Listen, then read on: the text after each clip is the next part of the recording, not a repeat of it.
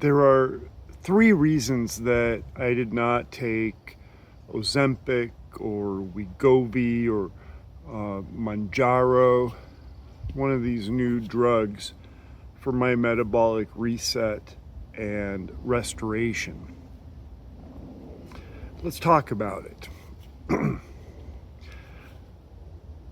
My doctor never offered me to go onto one of these new kinds of drugs that are, by all apparent evidence, quite effective in helping people to lose weight. So that's the first reason that I didn't use that. The second reason is cost. My understanding is that it's still quite expensive, and well, that sort of disqualified that solution for me. And I suppose the third consideration is that I wanted to get off of prescription medication.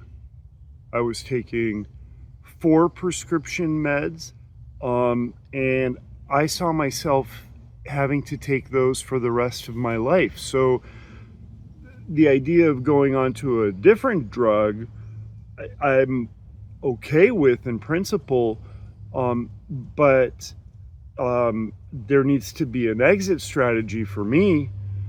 Otherwise, it's essentially just giving up one prescription medication for another. Because I haven't taken Ozempic personally, or a similar drug, I really can't speak from a point of personal experience about them. But I do read articles that come across my desk, and unsurprisingly, one of the issues that is beginning to show itself as society and the medical community and the research community gather more data on the efficiency and how well it works and all of that, is that coming off of these drugs can lead to a rebound. And I know all about rebounds. I've been on enough diets. I know what it is to deprive myself, to restrict calories and count calories, and have a shitty